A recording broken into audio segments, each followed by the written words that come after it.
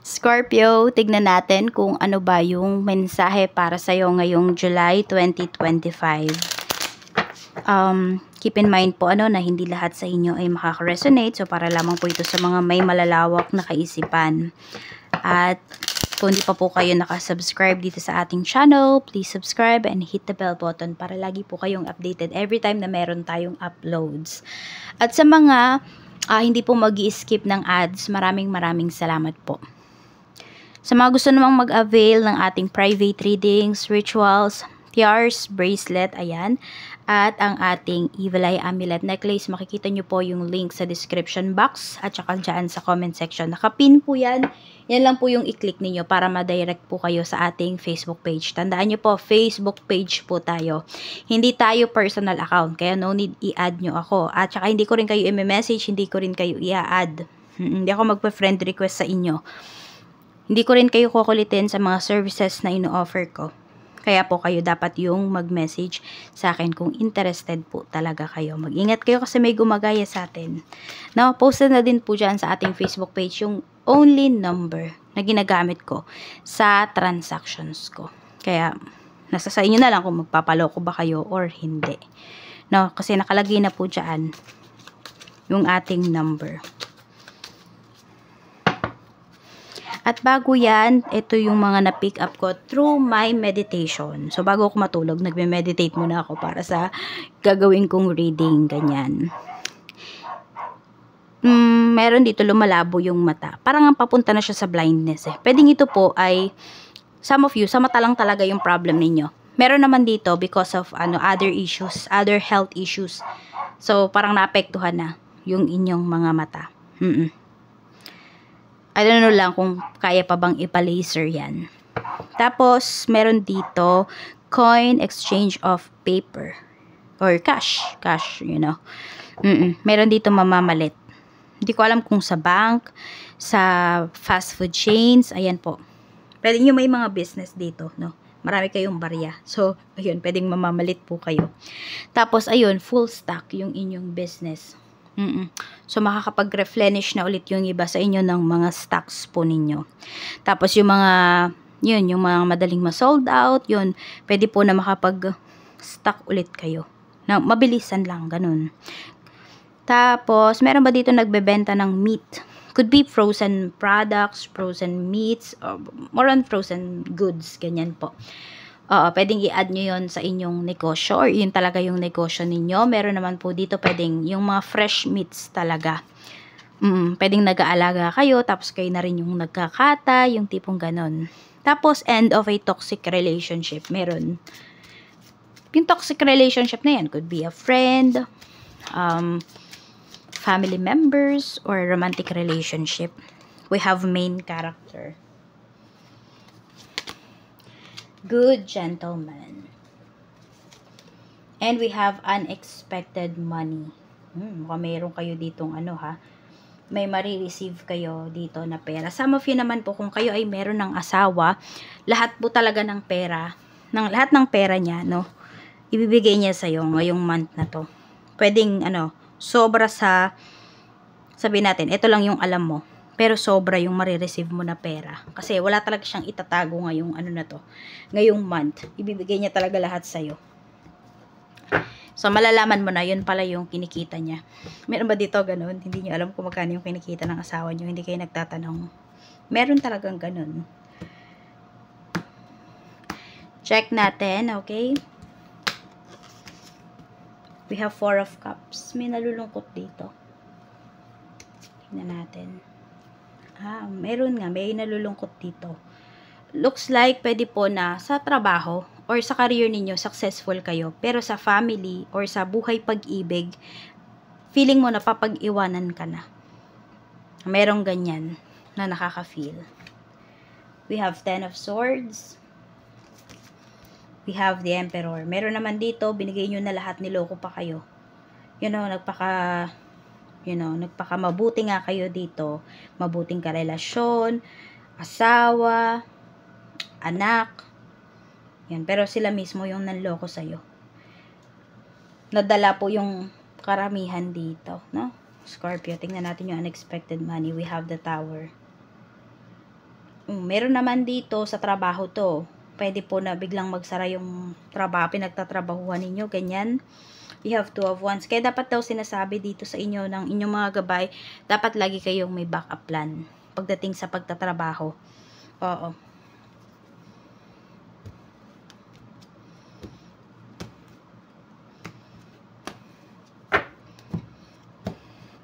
Energy pala ng kaperahan, ng ano ba?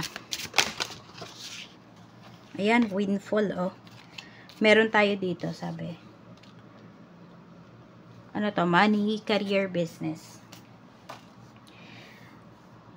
Now is the perfect time to treat yourself or make that big purchase.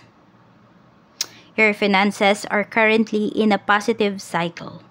You're about to receive a financial windfall or pay raise. Yan, tataasan na. Pwede kayo makareceive. Ito yung unexpected money na yon. Hindi magsasara. Okay? May magandang pagbabago sa inyong company. And lahat kayo magbe-benefit doon. Or isa ka doon sa magbe-benefit. Queen of Pentacles. Maganda ang kaperahan ni Scorpio. Meron din ako nakikita rito. Some of you, pwedeng natutulungan na po kayo ng inyong mga anak pagdating sa mga gastusin. Ace of Wands. The Magician. Maganda po yung kaperahan ninyo. Kung meron nga daw kayo ditong gustong bilhin nyo na daw. Big purchase yung sinasabi rito. Or meron dito gusto nyo magbakasyon. Ayan po.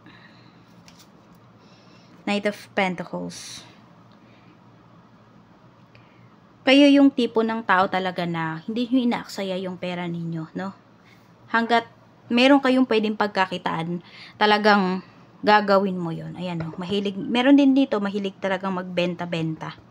Parang lahat na lang, kahit ano, ibebenta po ninyo. Basta pagkakakitaan, ganyan. Masinop kayo sa pera. Magaling kayong gumawa ng pera. Sa sa trabaho, we have 9 of Swords.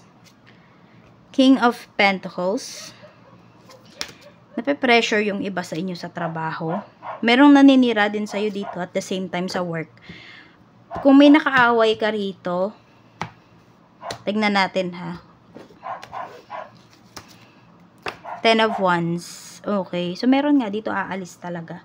So, yung pwedeng kayo nga talaga yung mapaalis. Kaya nga dapat talaga may backup plan kayo. May naninira sa'yo rito eh. Okay, pwedeng hindi lang isa yan. Pinagtulungan yung iba sa inyo. Kaya pwedeng kayo yung mapaalis dito sa trabaho. Oo, parang feeling mo walang justice na nangyari. Pero kung handa ka kasi talaga, 'di ba, meron kang mga backup plan, meron kang enough money, enough resources. Nako, baka magpasalamat ka pa at naalis ka dito sa trabaho na to. Pero kung wala, mahihirapan talaga kayo. Check natin sa negosyo. Queen of Swords. Pagdating ito sa inyong negosyo. We have strength and we have 9 of cups. Okay, paganda naman po ng paganda, no? Yung inyong negosyo and also yung relationship mo with your suppliers, with your clients. Yan, sobrang happy ka ngayong month na to pagdating sa iyong negosyo. Pero syempre, sabi ko nga, 'di ba? Yung relationship mo with your supplier and with your clients. And also with your staffs, kung malaki na yung business ninyo. So, halagaan nyo po yun. Diba? Okay, syempre magpakampante. Ano pala maganda naman yung kita ko ngayong month na to. So, medyo magpapaisi-isi ba kayo? Hindi, diba? Dapat mas lalo kayong magsipag.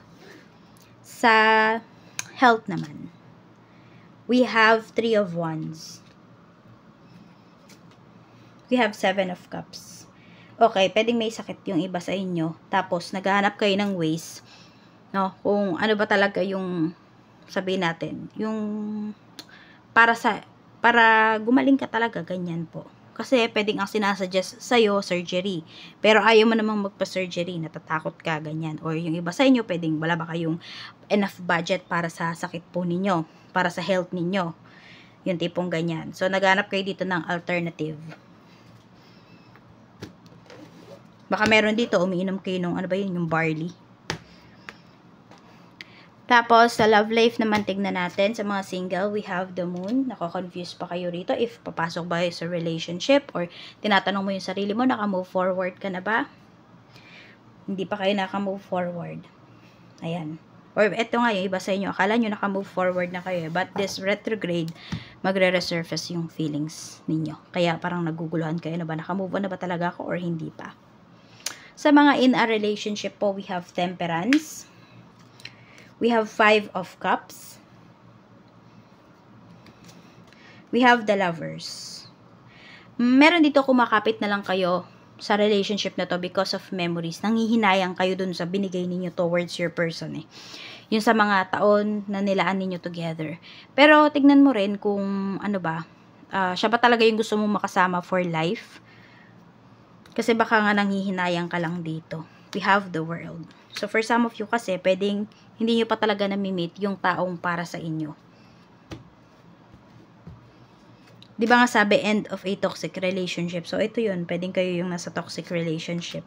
We have Page of Cups para sa mga mag-asawa. We have the Empress. And we have 6 of Swords.